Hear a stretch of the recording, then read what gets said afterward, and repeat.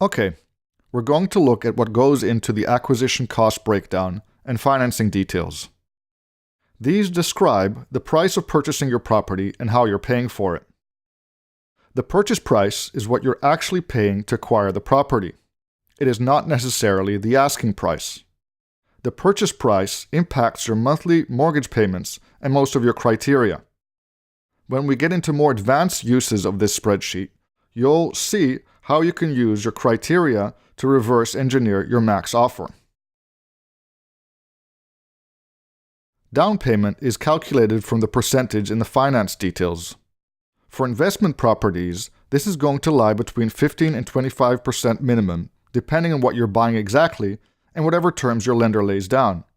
If you're buying a primary residence, this may be as low as 3.5% for an FSA loan and even lower with a VA loan. Finance amount is the amount your lender is providing and you will need to pay back. Improvement is the amount of money you're spending to get the property ready to be rented out. If you are doing any kind of rehab, insert the cost here. If you're not, I like to assume at least $3,000 just to cover a cleaning crew, a gardener, and some paint. Better to assume too much than too little. Closing costs. These are the costs associated with finalizing the acquisition of the property and transfer of title from the seller to you.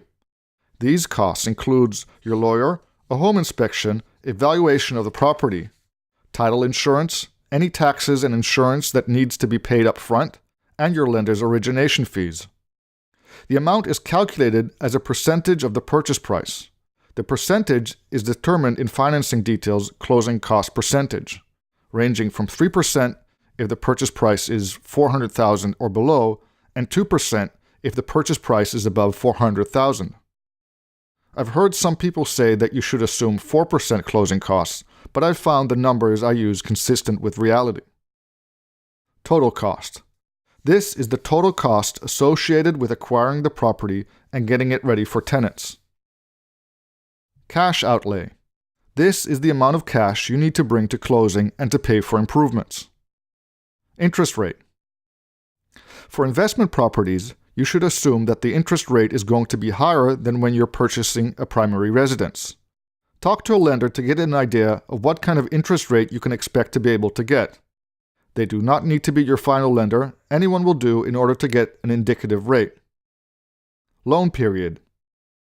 I suggest you enter 30 years here. Changing the duration affects the monthly mortgage payment.